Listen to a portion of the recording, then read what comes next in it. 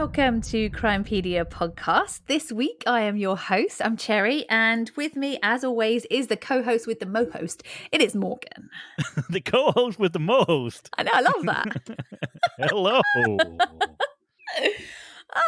What a week it's been. It's been crazy this week. I've listened to lots of podcasts this week. The first podcast I ever listened to has now got like another part of the podcast. I don't know if you know it. It's David Ridgen? I do not. No. So he did something, Someone Knows Something, and he is a Canadian podcaster and investigator. And I absolutely love his voice. And he was the very first podcast that I ever listened to. And he's back with like a new series. And his tend to be like a whole series will be one case. So he does a lot of him recording on the move. So quite a lot of them will be like phone calls or him knocking on people's doors and stuff. And so I've been listening to his, which is really good. And I found also a few new podcasts. So I found a podcast called Sugar Coated Murder, which is two sisters who are baking as well as talking about murder. And oh my God, they are just the loveliest ladies. And I could listen to them talk all day. Their accents are just amazing. I love them. I know. So I've been binging their back catalogue this week. I sent them a message on Instagram with a picture saying, can you make this talk crime? And then send it to me. Okay. So it was a cake. Yeah. But it was like a layered cake. Yeah. So it started off with a Cinnabon buttercream. Okay. Followed by like an apple pie section, a spice cake section, a pumpkin pie section, and then a pecan pie section. Okay. Yeah. So I'm like, yeah, I need this in my life and I need you to make it talk crime and send it to me. Well, they sent me a message and said like, hey, would you like to talk some crime with us and bake together? And I was like, yeah, that'd be great. That'd be really fun. So I think we should get you involved in that too. And we should all bake together and talk crime. I like it. That'd be wonderful. Because you are a good baker. So yeah, I love seeing, you are good. No, you are good. Your pizzas are amazing. I know it's not baking, but pizzas are good. Anyways. Enough. Yeah, it's close enough. You are pretty good in the kitchen. So other than that, nothing exciting this week to report on, really, to be honest. No, we do have 4 people that we need to thank. We do, yes. Thank you for reminding me. We do. 4 supporters who have supported our podcast by buying us a coffee. I know, so nice. It's so nice. So I want to thank Jake. I want to thank Kathleen, who stated, thank you for all your hard work, especially on the Sini Ducat case. I am as outraged as both of you that this is still unsolved. And of course, thank you to our good friend Helen, who loves us both. She's amazing. Thank you to all of you. And yeah, that was really kind of you. So how did this come about? How did we do this whole buy us a coffee kind of thing? Because I can't even remember how that happened. We switched from, so we used to be with Anchor as our podcast host. That's and we switched to yes. Acast. And Acast has a supporter function, which you can do. So within each description of our the episode descriptions, there's actually a link that you can click on and it'll take you to another page and you can do a one-time donation. Yeah, so you don't have to sign up to anything. So that's nice. But see, I don't like coffee, so I'm going to use mine for chocolate if that's okay. Ooh, yes. So just buy us some chocolate. I think that'll be great. You can have the coffee and I'll have the chocolate instead. So this week's case, I've got a good one for you this week. This week's one, I actually can't remember how or who suggested this to me. So I'm sorry if I don't remember the name of the person. We have quite a lot of cases suggested to us recently. But this one is the longest running missing persons case in the Metropolitan Police's history. And I hadn't actually heard of it before. I didn't know anything about it. And somebody did suggest it to me, and I'm sorry for forgetting who it was, but somebody did suggest it, and I went and had a look at it and thought, actually, this would be really good, a really good episode for us. So this week's episode is the case of Mary Flanagan.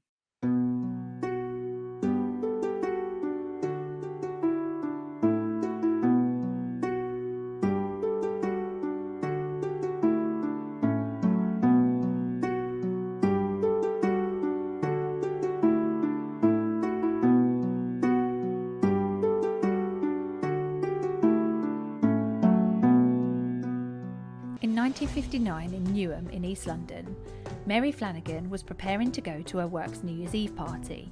She had woken up late and was on her way to the late shift before going off to celebrate the new year with her colleagues. Her family would never see her again after this day. This case has so many twists, from lost evidence to potential sightings, and a family that never gave up. This is Crimepedia, and this is the case of Mary Flanagan, runaway or murder victim. So Mary Flanagan was born on the 9th of June 1943, and she was born into a London Catholic family. So her family were from Irish descent. They were Catholics. Her dad, Barry, was a tiler and a slater, and he was a Geordie. And he was quite a strict parent. Like, you know how dads are. They're very strict with daughters and stuff. Her mum, who was a housewife, so she didn't have a job as such, but she was a housewife, and she was called Mary as well. She was the softer of the two parents. She also had two sisters and a brother. So Brenda was the youngest. Then came Kevin, who was next. Then Eileen. Eileen was 14. And then Mary was the eldest at 16. And they lived in a road called Wallace Road in Newham, which is in the east of London. Okay. Now, this road where they lived, Newham, on Wallace Road, actually doesn't exist anymore. So you can't actually find it on a map. It's not actually there anymore. Okay. She was working at the Tate and Lyle sugar factory in Silvertown. Now, back then in the 50s, the girls that worked at the factory were called the Sugar Girls. And it was kind of like the factory was obviously Tate and Lyle together, but you had like the Tate girls and then you had the Lyle girls. So when they did get into house games and stuff like that, it was like one team against the other, and it was like you were either a Tate or you were a Lyle, which is, I think, quite nice camaraderie in a workplace. And they were known for having these really quite extravagant and big like parties at Christmas or like works parties. So they were really good employers. The sugar girls were quite well known. If you worked at the factory and you were a sugar girl, people would sort of know what that meant straight away. But she also worked as an optician in a little opticians in Stratford, and she also volunteered with the Blind Association. She wasn't keen on the shift work at the Tate and Lyle sugar factory. Now, obviously, an optician is only open sort of business hours, whereas the factory had different shifts, and she wasn't keen on those shifts. I mean, she was 16, but back then, 16-year-olds, had jobs like this kind of stuff. She was very bubbly. She was lively. She was very strong-minded. She knew what she wanted, and she would go for what she wanted. If you didn't agree with her, that was your problem. She was that kind of straight thinking kind of girl. She was very pretty, really nice face. She was 5'2". It's not really tall. She was of medium build, and she had hazel green eyes. She had dark, wavy, kind of short hair, and she had quite a tanned complexion. Her dad had introduced her to a man called Tom, who was at the docks, and he was believed to be Irish. Now, her siblings aren't quite sure if he was Irish or Scottish. The mum and dad aren't with us anymore, so we can't ask them. But the children were quite young. So Mary was obviously the eldest at 16. So the younger ones couldn't really get an accent out of him, other than he had this accent. They knew that he was a redhead, so he was ginger, and he was around 20 to 25. Which I thought straight away, whoa, Mary's like 16, and her dad's introduced her to like a 20-year-old lad. But then I thought, children aren't very good at aging, are they? Well, I mean, when you've got kids that are like 16, 17, 30 is really old. So I would say maybe this is not, accurate on his actual age. So you would think that the dad would have known this guy. At least that's right. He did, somewhat, because as a father, you wouldn't just introduce your daughter to some random guy. No, I mean, the dad really liked him, and that's why he introduced them, because the boy was really nice. He was a very nice boy. He was in the Merchant Navy, so he obviously had a career set out ahead of him. He knew where she was and that she was being looked after, because they got on very well with this Tom. And 6 months after meeting, they announced that they were going to get engaged. Okay. Now, the family were all really happy because they really liked him, and so she seemed really happy. However, the night before she disappeared, it was reported that she had an argument with Tom and also her dad. So her sister overheard like an argument. She didn't know what the argument was about, but she overheard this argument, and the voices that were raised were Tom's, her dad's, and hers. And they lived in like a very small house where the kids all sort of shared a room. So the sisters were in one bed, because we're talking like the 50s, and the brother was in his own little like camp bed. So when she came up to bed, she was crying, and the sister said like, what was going on? And she basically said that Tom had told her that the woman he lived with was his landlady, but actually the woman was his mum. And she was unhappy that he had lied to her. So he's probably, a bit of bravado. He's made himself seem a bit cooler than he is. And he lives with this landlady. But actually, the landlady was his mum. So he lives at home. Yeah. And so she was really upset because she was like, he's lied to me. And if he's lied to me about something that trivial, what else is he lying to me about? So he dropped her home because, he sort of said, okay, I'll take you home. He dropped her home. Dad asked what was wrong with her, why she was so upset, why she was angry. She explained. And the dad basically just stuck up for Tom and said, look, it's not a big deal. He was just trying to, big himself up a little bit, make himself seem cooler than he is. Who wants to be known as the guy that lived with his mom? Exactly. No So she majorly overreacted to that. And she called it all off. She basically said, that's it. I don't want to see him anymore. I don't want to know. I don't care what he says. He's a liar. And her dad just said, like, you're being silly. And she said, no, that's it. That's it. It's finished. She went to bed. And then her sister said that she basically cried herself to sleep. Oh, bless her. So this brings us to December 1959. Now, the East End of London at the time, in the war, it had been bombed quite heavily. And they hadn't really fixed up everything by the time the 1950s came around. So they were trying to redevelop it all, but parts of the area looked a bit like building sites. So it wasn't back to its sort of normal glory. And it's the kind of place, like that kind of time, there was a lot of traditional family values. The mums were at home, the dads were out to work, the kids sort of helped out. Lots of like close-knit communities, like everybody knew everybody, and you knew whose brother was who and who was dating who. And 16-year-old Mary was due to attend her work's New Year's Eve party, which was held every year at the Silvertown plant, which is where she worked at the Tate and Lyle factory. That morning, she had woken up late, and she was late for work, and she wasn't going to go in at all. But then, because of the New Year's Eve party that night, she said to her mum, well, look, I can't just go in for the party, having missed a day at work. So I'll have some lunch. I'll go in for the afternoon shift, say I was late, go in for the afternoon shift, and then I'll go straight onto the party afterwards. So her mum was like, yeah, that's fine. Okay, I'll make you some lunch. Your mum made her some lunch, and then she left off for work. So they didn't hear from Mary that night. And the following day, which obviously was New Year's Day, her family realised that she hadn't been home at all. Although they weren't really too bothered because they assumed that after the party she had gone and stayed with a friend. And then perhaps she had gone straight to work again from the friend's house, and that they would see her after that morning shift. So it got to lunchtime, and the mum was starting to get quite worried. And she said to Barry, look, this is not like her. Because obviously there was no mobiles there to phone, and they didn't have a landline at home. So the dad said, okay, look, to make you feel better, let's go over to the sugar refinery. Let's speak to the manager and find out where she is, if she's there on shift, and then it'll put your mind at rest. So they did. They went over, but when they got there, they got a huge shock because the manager said that she hadn't actually been at work for the previous 2 weeks. They assumed that she had been off sick and they hadn't heard from her. So they just assumed she was ill. But she was actually leaving the house every morning to go to work and coming home every night as if she had been to work.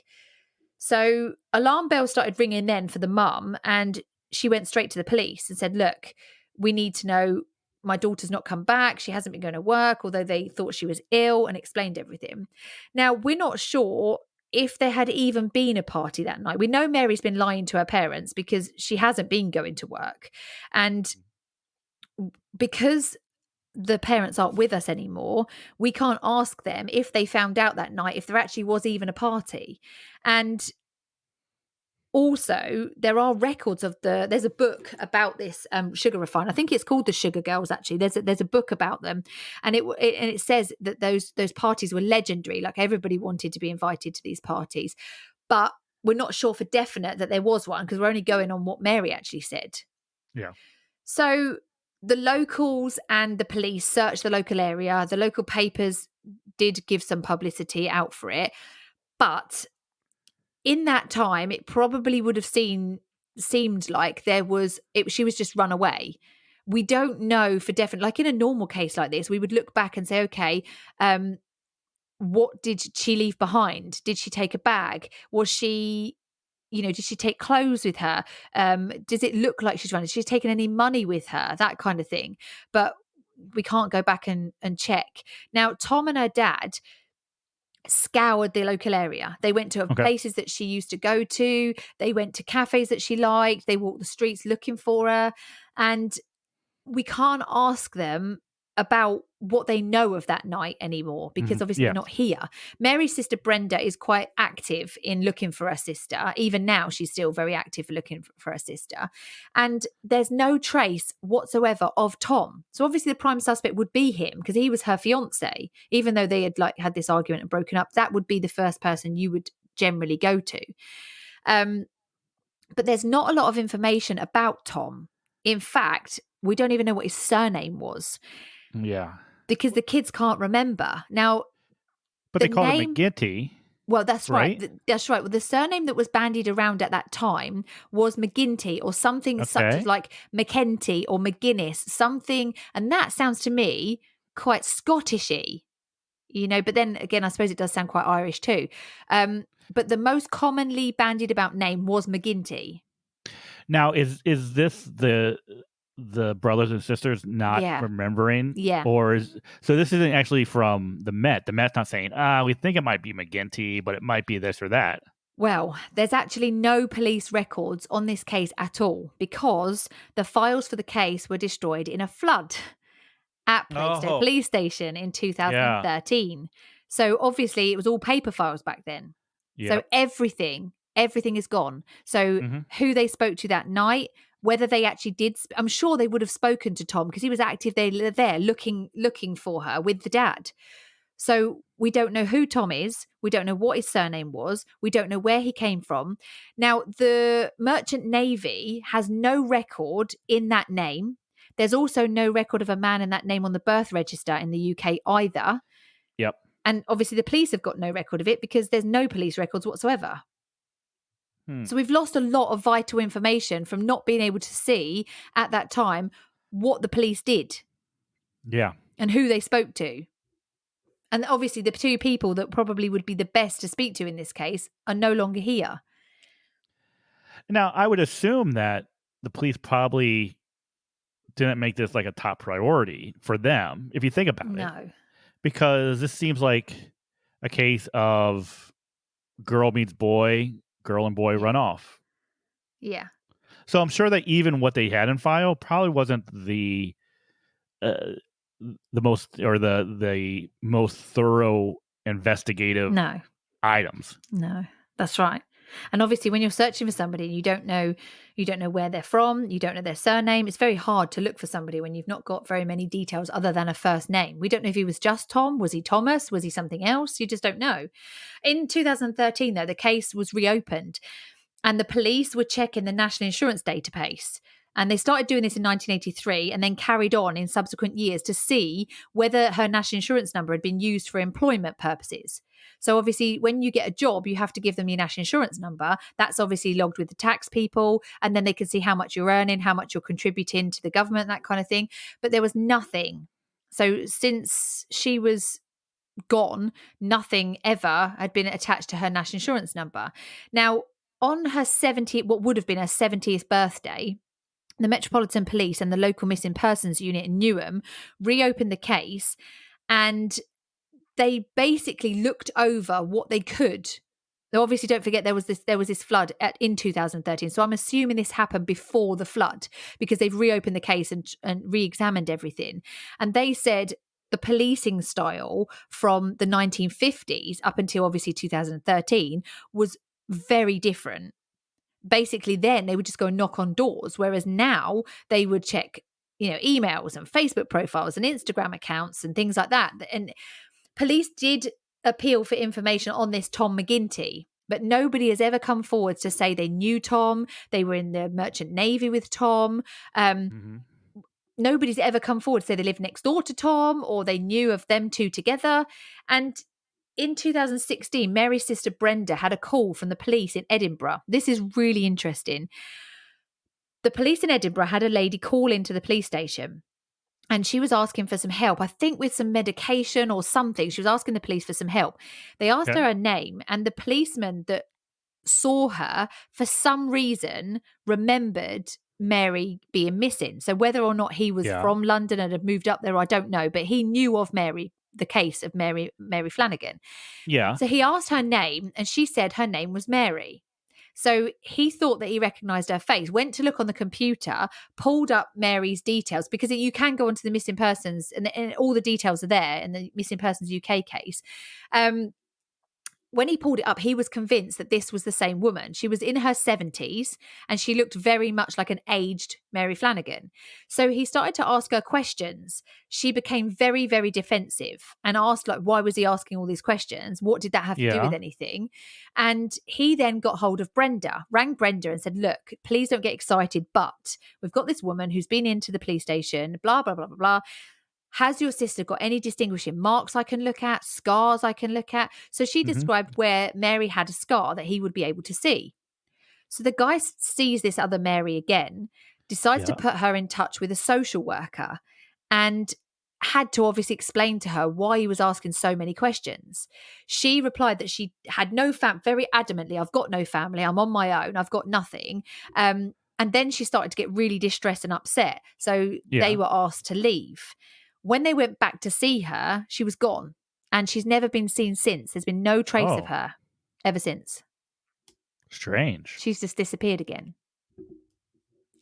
And since she went missing, there's only been one sighting that's, I would say, a pretty solid sighting. A friend of Mary's mum had said that he had seen Mary. He said he almost didn't recognise her because she was wearing glasses. And Mary's mum was a bit unsure if it was her daughter, because this was some years after she went missing. And he said to her, well, no, I almost didn't recognise her because she had glasses on, and your Mary doesn't wear glasses. So Mary's mum said, look, okay, what colour were the frames of the glasses? And he said, oh, they were green. Now, just before she disappeared, Mary had been to the opticians, and she had been given this prescription for glasses. And the glasses she had been given had a green frame. Oh. So Mary's mum then thought this is actually could be quite a solid sighting, because he knew Mary. His daughter and Mary were friends. So he knew Mary, he knew her face, he knew her to talk to. And he said he spoke to her and that she was fine. Oh. And if he saw her again, he would tell her to contact her mum.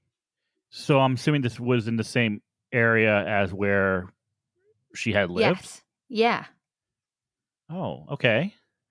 So this brings us on then to January 2017. So the charity Missing People commissioned an age-progressed image of Mary by a UK forensic artist called Tim Whiddon. And what he's done is it's computerized image of what she may look like now. So there was a photo of her, which a black and white photo, which you'll see if you sort of look at it on the internet. I'll put it on our socials. And he's taken that. He's also taken pictures of her siblings, like later in life. And he's sort of crossed them all to build like this picture of Mary. And you can see when you look at it, it does actually look quite a lot like her when she was younger. It does look like an older version, which is obviously that's what his job is. But it was really, it must have been very strange for them to see, because they're obviously all in their 70s and younger now. And she's got sort of white, short hair. And investigators tested DNA samples that they had against 100 unidentified bodies. Not one of them was Mary. Because obviously they've got the family DNA. Now, her family, they've never given up, never. And Mary's sister Brenda has been searching. I think she's been like active on this since like the 80s. She contacted the offices for national insurance and gave all the information to them. They said that they couldn't give her any information. However, they could pass information on if they found Mary. So she wrote a letter to Mary, forwarded it on. They then forwarded it on to an address that they had, which corresponded with Mary's national insurance number. However, the letter got sent back with a not known at this address label on it. So she obviously wasn't at that address. So today, Mary would be 78 years old. And looking at this case, if we think what could have happened to Mary, okay, there were rumours at the time that she had run away because she was pregnant. Now, obviously, she was in a strong Catholic family, and being pregnant out of wedlock would have been a huge scandal. Yes. So quite a lot of the rumours going around was that she was pregnant with Tom's child and that she had run away. Mm-hmm. And that when she ran away, to either have the baby or to have an abortion, she was planning to come back. And for whatever reason, she didn't come back. So whether she had this baby and couldn't come back, or she had an abortion and something happened to her, because I mean, this would have been an illegal abortion back then. She was 16. Yes. So this would have been sort of a backstreet kind of illegal abortion. And this is just speculation. There's no evidence. No, there's no evidence at all. This is just speculation as to why she could have gone. Okay. Because her family don't think that she would have done this to her. Sisters don't think she would have done this to her parents. They don't think she would have just run away and stayed away. Mm-hmm. I would think that if she was pregnant, she would have... I just get this idea that she would confide in at least one other person, right? Yes, I agree. Say, hey, this is what's going on. I'm pregnant. What should I do? But no one's come forward to say, yeah, I talked to her. She was pregnant. No one's come forward to say that, no. And also... people have said, oh, maybe she ran away with Tom. That's why you can't find Tom. There's been no sign of Tom since, obviously, after he was looking for her with the dad.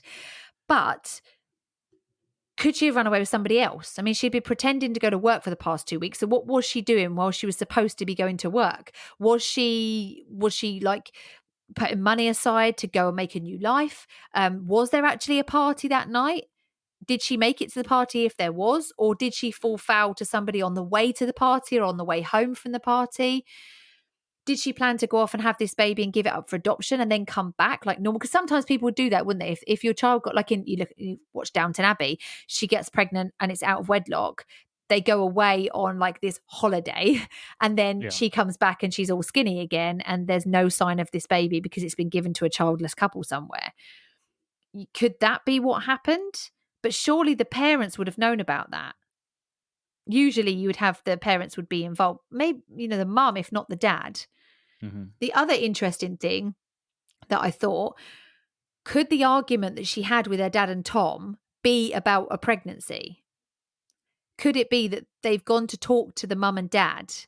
The dad's gone nuts because she's pregnant out of wedlock. Yep. Could that have been the argument? And he said, right, no, you are not having this baby.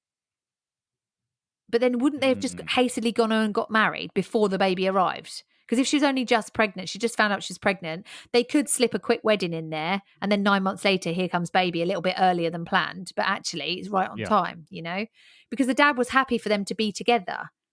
So I don't think he would have worried about a rush pregnancy.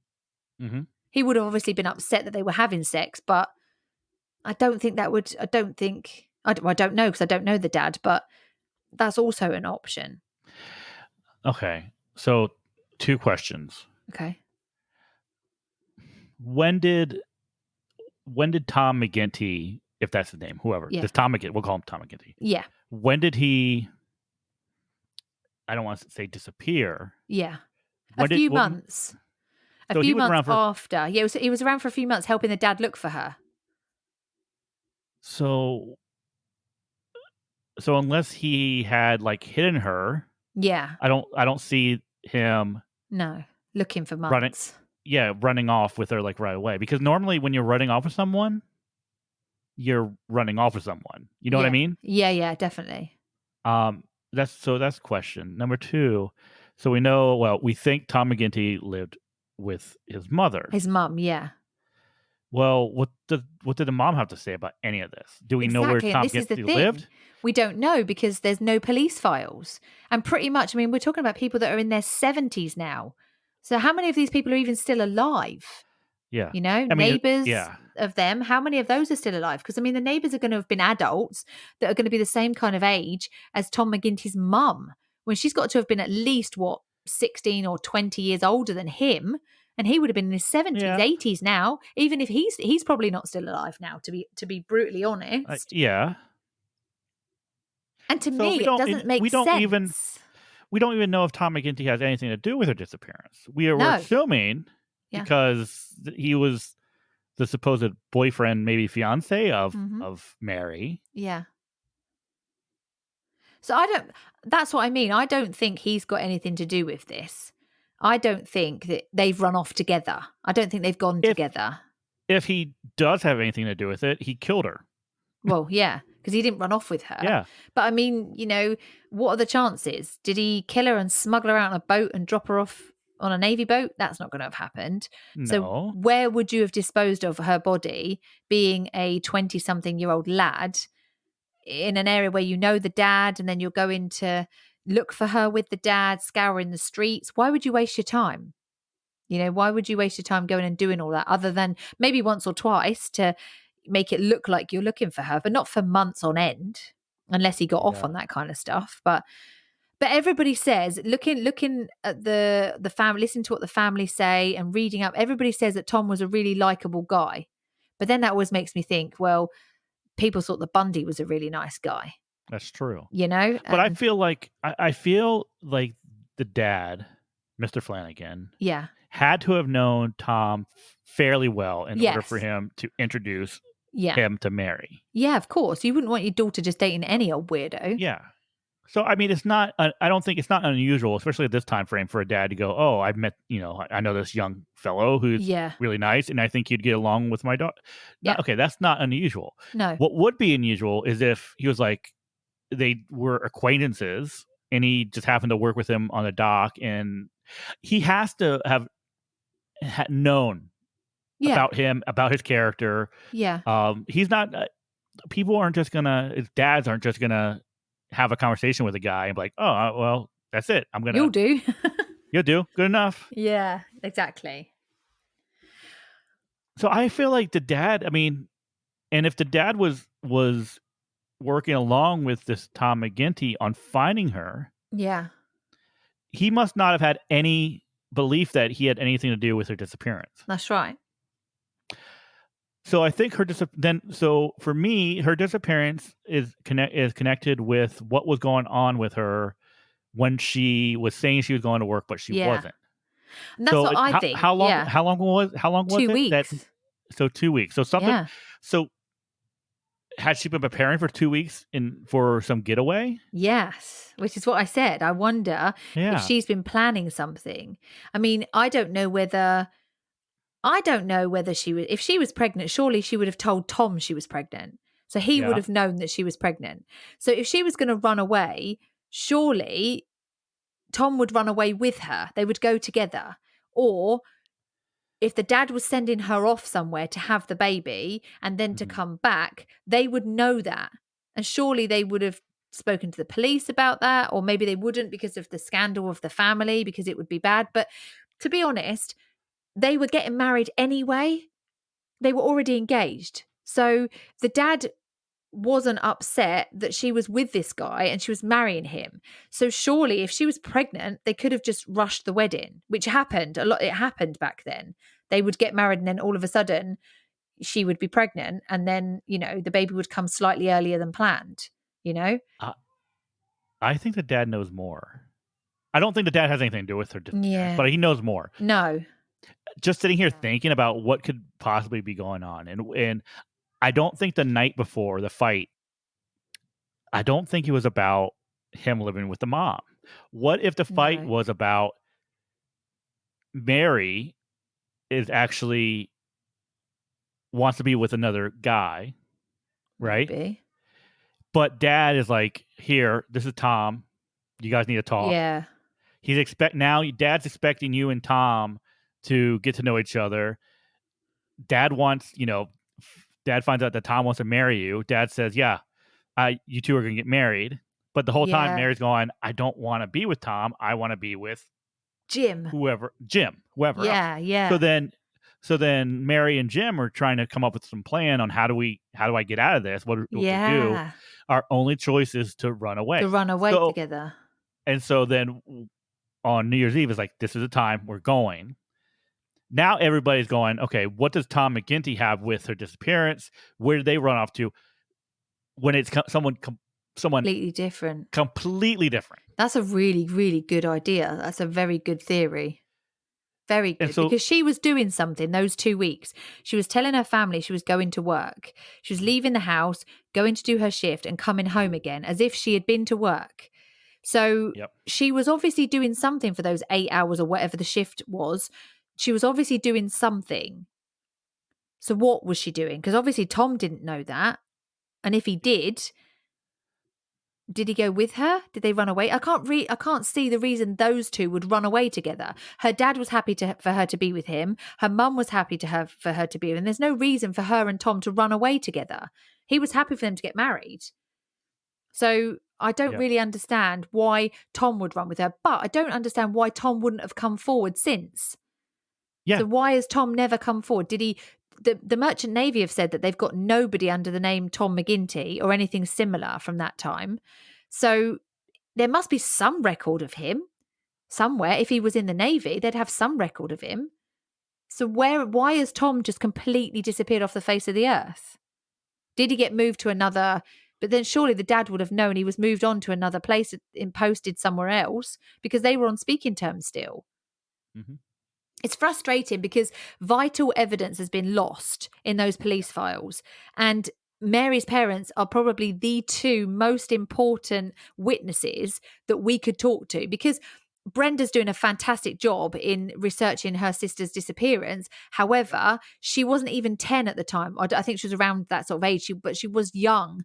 And so her memory can only be relied. It's going to be a child's memory, so that she can only be relied upon so far. Which is not her fault, but there's only going to be so much 60 odd years ago that she can remember very clearly. So really you're like stumped, but trying to put it into some sort of sequence of possible scenarios. Mm-hmm. I don't think that she would have run away with Tom. I'm not sure that she was pregnant by Tom. She wouldn't have run away with Tom and then have him hang around with her family for months on end. That's supposedly looking for her. So I think the runaway theory with her and Tom is no good. I'm not even 100% sure that she was pregnant by Tom. Because if she was pregnant and her and Tom weren't having sex, he would know that baby's not his. So could it be that she was pregnant, but it wasn't by Tom? And that's what the argument was about. Yep. Would that be the reason she would run away? Because they wouldn't want her to have that baby because it's not Tom's, and that there lies the scandal. Yeah. And then why would she be, if they were such a, I don't know if they're in love. What if they were a couple and they were going to get married? Yeah.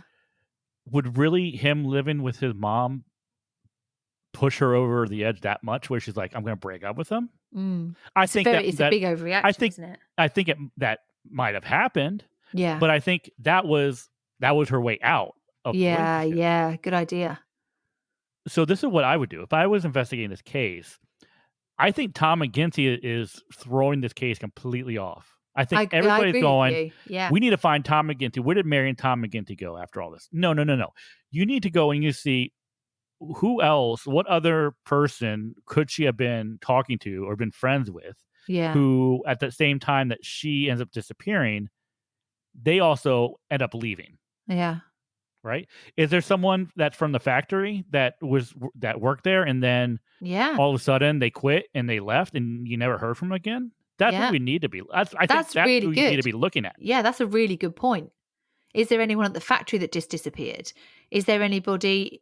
And obviously there's something possibly here to do with Scotland, because the Edinburgh police guy saw her and thought, she was called Mary. She looked very similar. She then just disappeared off the face of the earth again. That's very strange. So could it be that she started a new life somewhere and that's, she's run away with somebody, or I can't see why she would run away on her own. She hasn't got any major problems in her life other than her dad, and Tom. Perhaps she felt pressured into that relationship and she didn't really want to be with Tom. And like you say, he lied to her. She found out. She went over the top and finished with him because it was a legitimate reason to finish with him. And her dad's like, don't be so silly. But she's like, nope, not having it. And then she's gone off with somebody else maybe. It's a very, very strange case. But it is. Other than that, there's not really any information anywhere online other than what Brenda and her sisters can remember. It's all down to the memory, really, because we've got no police files, we've got no adults at the time to talk to. And all of those police files and the subsequent inquiries were all lost in 2013, which wasn't that long ago. So all of those reopened reinvestigations were lost in those police. I'm surprised that they weren't digitized by 2013. Yeah. At least to some point. And again, there was another bloody flood. Police stations seem to flood all the time. So weird. Isn't it? I feel like we should know more about Tom McGinty, even though I don't think he's involved, right? Like, how do we not know? Why has he never come forward? Yeah. I mean, why has none of Tom's family ever came forward and said, I'm Tom's sister, I'm Tom's mom? I mean, we don't know whether he had a mum and dad, whether it was just his mum, but surely, like, the neighbours of Tom's mum, the kids, the neighbours and the kids might have known that Mrs. McGinty next door, her son was in the Navy, and that he came over every so often. They would be in their like 60s, 70s now.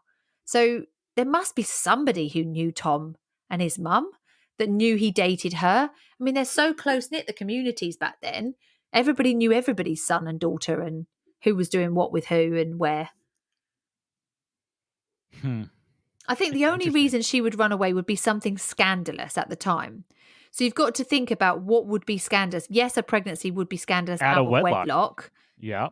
Could it be that she was having an affair with somebody she shouldn't have been having an affair with? Like you say, somebody from work, maybe somebody from the opticians. I don't think that there's a drugs aspect or a illegal kind of enterprise aspect to this. We're back in the old-fashioned days. I don't think it's going to be anything like that. And I had a look to see if like serial killers and stuff, and I don't think she's been murdered. Could she have fallen foul to somebody on the way home from that party? Possibly. But nothing has ever been found of her. There's no one's ever, we don't even know whether there was a party to start with, or did she even make it to a party? Because there's nobody to ask about that now. There's no records of whether that party went ahead on that night. No. So it's quite frustrating in that kind of way, is that there's not a lot we're going to be able to ever do to get more information out of people. The only way you'd get it is if somebody came forward and said, like, Tom McGinty's my granddad or something, or my great-granddad. Yeah, exactly. Yeah. And my nan was Mary. Yeah, but why would anyone think that or know that? Unless it's an open secret, in the family. Yeah. But usually when this happens, they don't talk about it. No. It's kind of like, I just saw this in a newspaper here. There was a man who they just announced was he had robbed a bank back in like 1971 or something like that. Right. Who, robbed the bank. He worked there. He robbed the bank, disappeared. No one knew what happened to him, and they just announced that he had died earlier this year. He had lived in like Massachusetts or something, had a new name, had a family. So, and everyone's like, yeah, no one had any idea that this guy had robbed the bank because, he robs the bank, he starts a new life, he has a new name, and he gets married, has kids, and no one has any idea. A bit like our Breckenridge suspect. Yeah, exactly. New life, new wife, children, no mention of what potentially he could have done in his past. Interesting. Well, yeah, Tom McGinty could be living life somewhere else as something completely different. I don't see why he would change his name, though. But we're not even sure that McGinty was his surname. So exactly. No, you're absolutely right. I wonder if genealogy could be a factor in this case. Is there going to be one day? Well, could it be that Mary had children? And not mentioned to her children her past life, and could it be that one day her kids would do a genealogy thing and find out that they are connected in the database to missing Mary Flanagan? Yeah, I hope so, and I hope for Brenda, Because I think possibly she might feel like she was abandoned by her sister. They all looked up to the sister because she was the eldest, and obviously Brenda was the youngest. And it must be, it's an unanswered question, isn't it? They don't think that she's dead. They think that she's gone off to start a new life somewhere, and she firmly believes that she's still alive. She said like her head is telling her she could have been murdered, but her heart is telling her she's still alive. I don't think she was murdered. I don't think she was murdered either. Everything to me sounds like she's run away. It was something it was planned in advance. Yeah. In advance.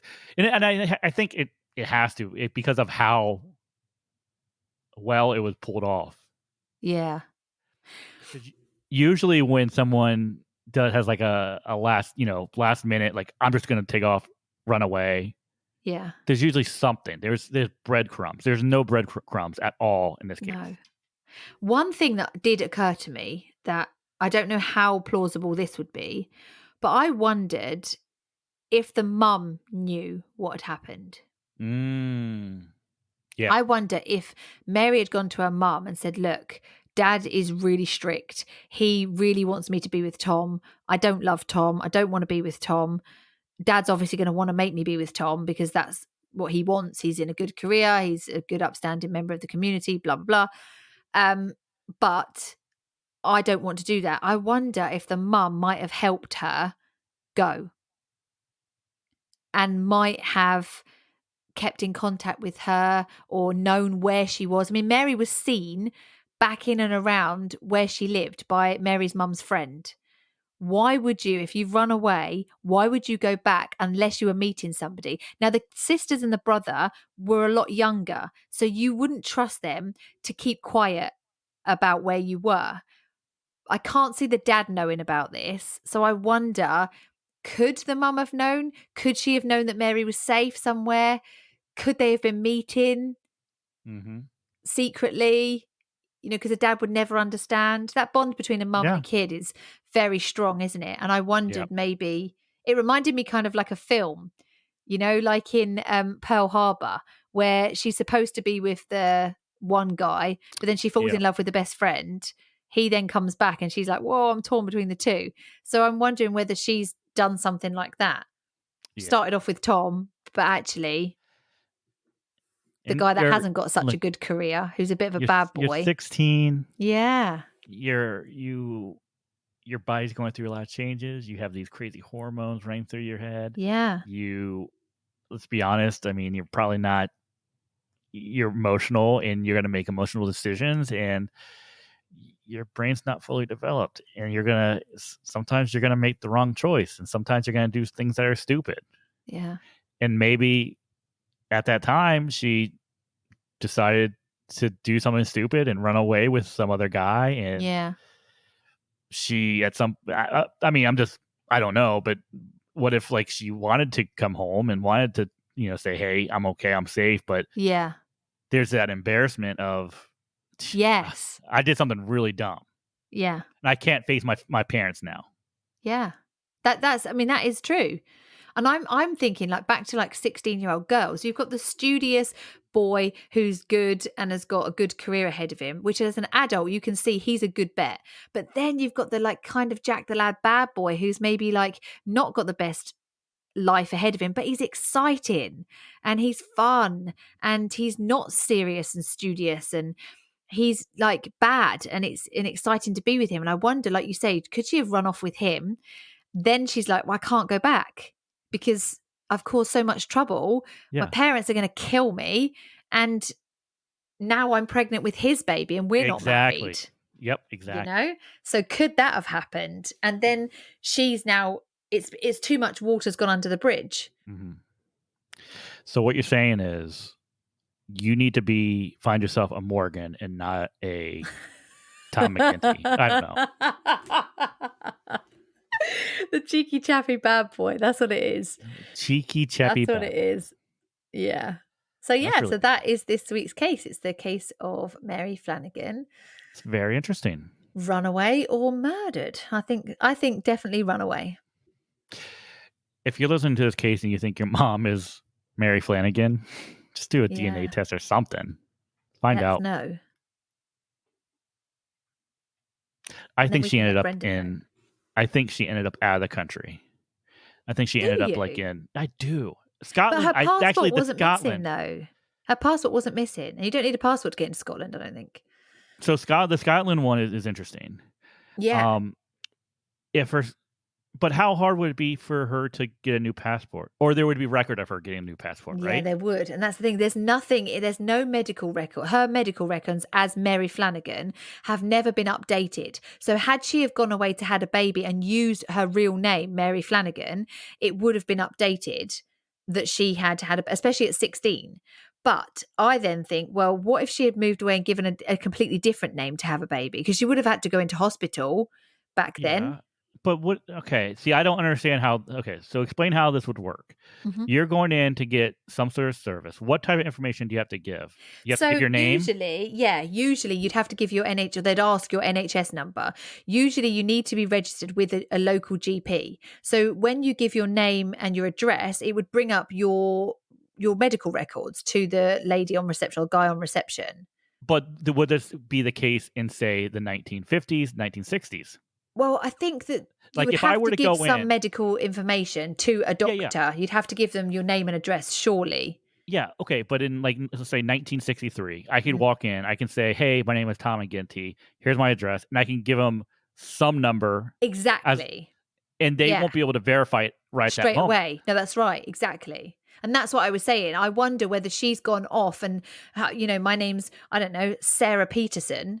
Mm-hmm. And this is my address, which doesn't even exist maybe in Edinburgh. This is where I'm from. I'm from London. See, that's why I think at some point she had to have gotten out of the UK at least, right? Do you think?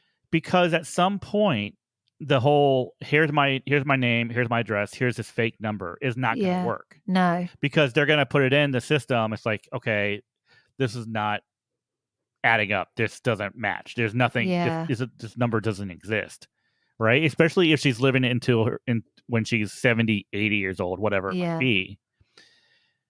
Because I don't know how you would do that. I mean, because when you have a child, you go and register the birth. So the kid gets a birth certificate. So she would have had a birth certificate. And then when you register with a GP, mm-hmm. usually you're then allocated this NHS number when you register the child at birth. So that's quite interesting in that she would have been registered with a GP. Obviously, we're not talking like online records. So she would have been registered with a GP. She would have, like, when the NHS was sorted, she would have had an NHS number, but she wouldn't necessarily. I don't know very many people who know their NHS number off by heart. Okay, yeah. Usually you just give your name and address and they look it up on the computer and they will say, oh yeah, so-and-so, this is your address. But they're not doing who's your next of kin? 1960s. But they're not, that's right. So she could just be given her name and address. They could be taking note of that. And then she disappears after she's had the baby. Yeah. But like you say, further on, when things start to evolve it's not going to work anymore. No, she's going to have to give her birth certificate, surely. Mm-hmm. Unless at some point she decided, oh, I'm not going to ever seek any medical. That's right. And if she did go to because you can get a lot of answers from a pharmacist. So you can just walk into a pharmacy and say, look, I'm getting really bad headaches. Is there anything you can suggest? She could have been one of those people that's never sought medical advice because she's never needed to. True. That's true. So I don't know. She could still be, she's 78 now. It's quite plausible that she could still be alive now. Yeah. Oh, absolutely. Yep. But imagine looking over your shoulder all the time for all that time. You get used to it? I don't know. Especially if you've got kids and you're having to then provide them with things like a traceability. They're going to have birth certificates. They're going to need to have, God, that would be so difficult. She would have to feel some sort of guilt, of leaving her mom and dad and family, sibling family behind. She must have done, mustn't she? Which makes me wonder, did she keep in touch with the mum? Did the mum keep her up to date with what Kevin's doing, what Brenda's doing? But then How would they have kept in touch? They didn't have a telephone at the time. Would it have been telephone calls secretly from a telephone box? I doubt letter correspondence would have happened because it's a trace. Unless she's using a different name to mom, right? Yeah. Yeah. And no one's picking up on it. Yeah. Be interested to know. Be interested to speak to Brenda. But then would she have taken much notice of her mum getting mail? No. The dad might have done, though. Because imagine if you're hiding it from the dad, imagine your panic every time you think a letter's going to come through the post. Mm-hmm. You know, as the mum, you'd panic, wouldn't you? You'd think, oh, God, I hope he doesn't see it. Is he going to ask me who that's from? Very interesting. Very interesting. So, yes, that is this week's case. Let us know what you think. What do you think happened to Mary? Well, thank you very much for that. That was very interesting. Yeah. Very interesting. So are you going to now cheer us up? I'll try. I don't know. No. Okay. What is the dumb criminal for this week? Hey, dum-dum head. You's a real jackass. All right, Jay. So this one is a recent one. Okay. A South Carolina elementary school teacher was arrested after a student picked up a pack of marijuana edibles, which are illegal in the state, out of a reward box in her classroom. What? Yes. So Victoria Weiss, who's 27 years old, faces possession of a Schedule I drug charge. She did turn herself into police. This was back in October. Now, authorities opened the investigation into the matter on September 30th after a report that the Rocky Creek Elementary School student picked up the cannabis-based product from the reward box. Now, detectives confirmed during interviews that Weiss took the packet of edibles from the student and told him to pick something else from the box. The student then grabbed another pack of edibles.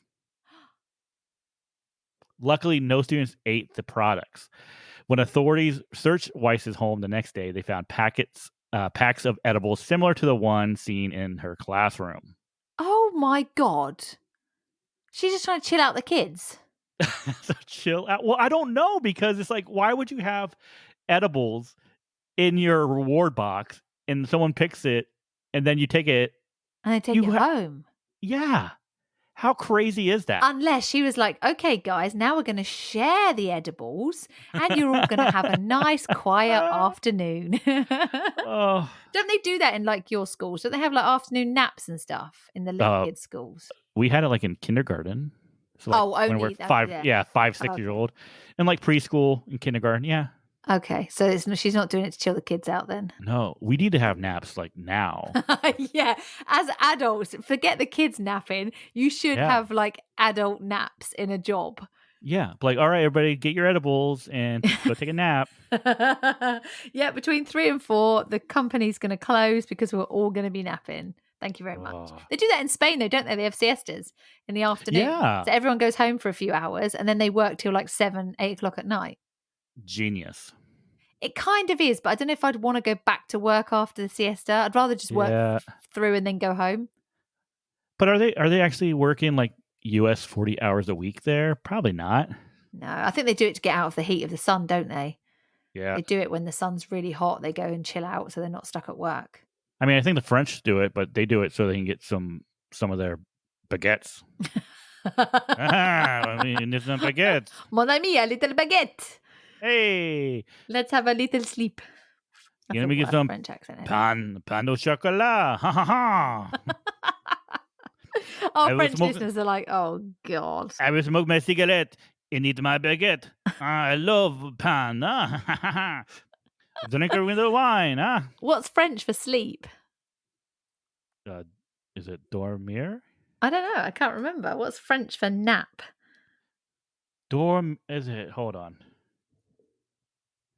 Now we got to look it up. Oh, yeah. To sleep is dormir, but what would be to nap? Sieste. Sieste? Sieste. So like siesta. Listen. Sieste. Sieste. Sieste. Hello, people. Let's sieste. Let's sieste. So thank you so much for joining us this week. We've had lots of fun with this episode, lots of fun with our Patreon episode just before this one. So if you're not a Patreon, you can join us for as little as like $2, which is like under £2 here a month. So we do have lots of fun over on there, and we're just at the moment plotting our Christmas special. So there will be a Christmas special episode available to watch. So between now and next week, you can find us on our socials. We're on Instagram, Twitter, Facebook sometimes. Come and find us, and we'll be back next week. For now, be nice. And bye.